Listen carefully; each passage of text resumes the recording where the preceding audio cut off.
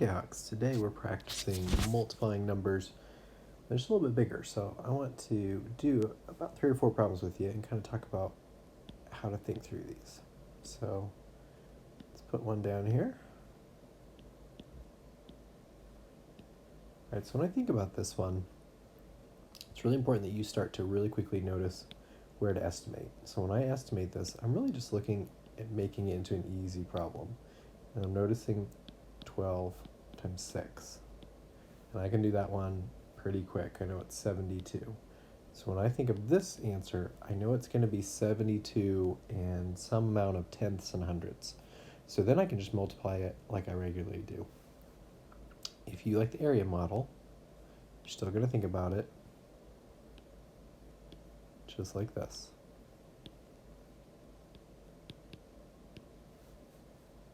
$60, 12, 42 hundredths. So let me show you how that one ends up here. 6 times 7 gives me 42 hundredths. I'm going to put that 4 in the hundredths or in the tenth spot. 6 times 2 ones gives me 12. 6 times 1, 10. 60 plus that extra 10 ends up being the same thing down here. So when I think about that decimal kind of drops down, but it's really important that you think of your original estimating here. And I said I knew I'd have 72 and something, and that really helps me think through it. Okay, let's do another one.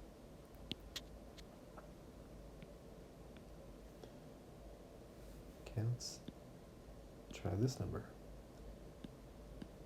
5 and 47 hundredths times 7. Again, I'm going to think about 7 times 5. I know it's going to be 35, so I know that this answer is going to be 35 and probably something.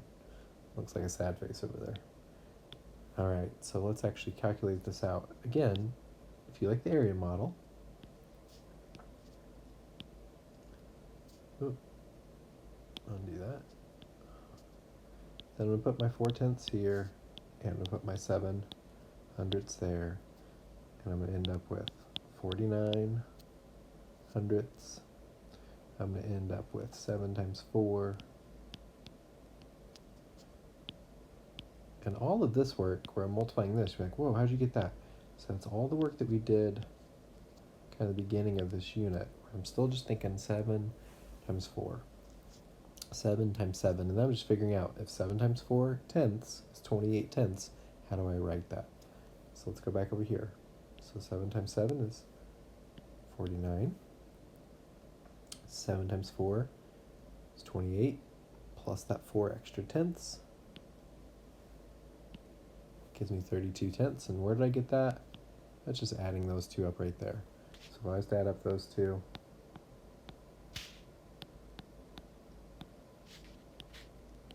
nine,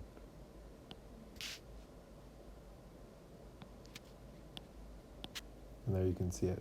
There's that 29 hundredths.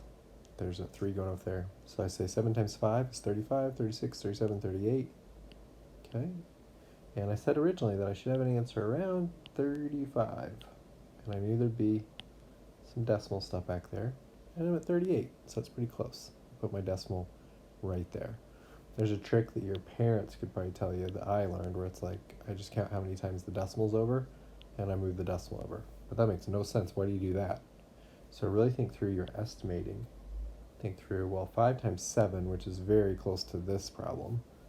The only difference between these two is this, which 47 hundredths is not that much of a number. It's not even 6 yet. So 5 times 7 is 35. Even if I rounded it up, 6 times 7 is 42. I know my answer should be between 35 and 42, so that helps me know I'm going to put my decimal right there. Let's do 2 more. All right, next one. Let's do something with a bunch of zeros in it. 1 and 6 thousandths times 7. Okay, again, think of your rounding. Think of making this an easy number.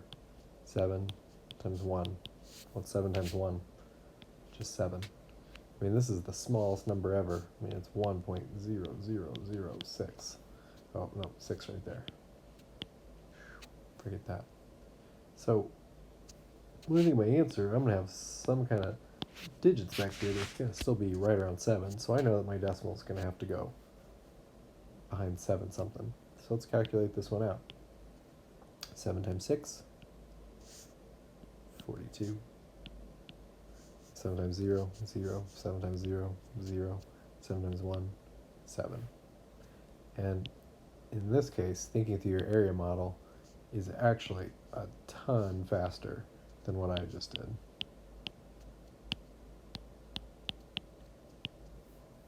Get the same answer. So I know my decimal should be at 7. Again, going back to what we talked about, our estimate, we knew we should have 7, so that lets us know where to put that decimal. Again, I can use that 1, 2, 3 trick. 1, 2, 3. So really you could think of this as, let me just multiply this one. If you can multiply this problem,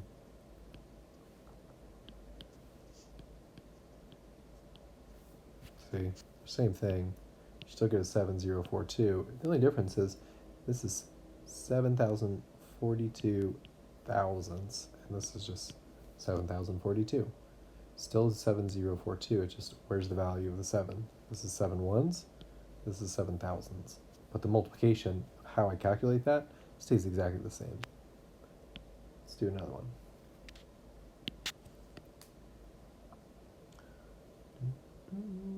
Okay. Last one, let's try one a little bit bigger.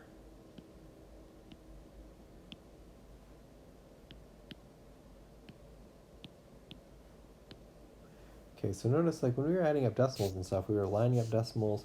When you multiply, you're not really thinking about that as much. So this one's a little bit trickier. I'm going to kind of round this and think, oh, what can I round this to? Again, I want to make it easy for myself.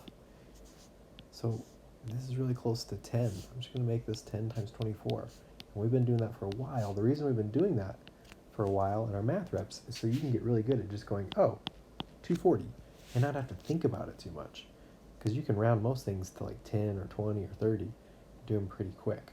So I know my answer should be around 240 with probably some decimal stuff afterwards. So let's start to calculate this again. Now I could definitely do the area model, 20 and a 4 and a 10 and a 2 and a 3/10. But at this point in 5th grade, you're starting to probably realize that's a lot of work. If I can start to use the standard algorithm, it saves quite a bit of time. So let's go through this one. 4 times 3/10. So I do 4 times 2, which is 8, plus that 1, 9. And I do 4 times 1, 4. So let's do that same kind of thing down here. So 4 times 3/10 gives us 1 and 2/10, 12/10. 4 times 3 is 12. 4 times 3/10 is 12/10. And an 8. And a 40. So I add them all up. We get 4 D9 and 2/10. All right, let's do our next one. So for the next one, I'm going to multiply this 2, but that 2 is really a 20. So to kind of help me out, whenever I multiply something by 10, notice what happens. We get a 0 there at the end. Multiply by 20, you're going to get a 0 at the end. So I'm just going to go ahead and put the 0 down here. And instead of thinking 20 times 3, I'm just going to think 2 times 3. 2 times 3, 60. 2 times 2, 4. 2 times 1, 2. Okay, so where did all those numbers come from? Well, let's go through each of these. So 20 times 3/10 is going to give us 6. 20 times 2, 40. And 20 times 10, 200. So we get 246. There's our 246 that we can see right there. Okay, so now where did we say that our decimal should go? Said we should have an answer around 240. Let's add this up.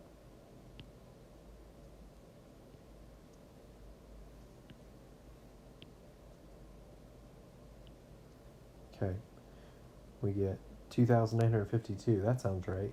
Oh, no, that's not right at all. So, how do we fix this? Oh, we think, oh yeah, I said my decimal should be right there. 295.2. Okay, that looks a little bit closer. Let's check on the calculator real quick. Calculator's there. I want to learn how to multiply without the calculator. I want to understand what's going on here. I can certainly check my work. Yep, 295 and 2/10. So when you multiply, start to figure out the standard algorithm. Use the area model if you want. But the key for today is that you're starting to estimate and you're starting to think, where does my decimal go? How big is this number going to get when I multiply it? So in each of these cases, we estimated first.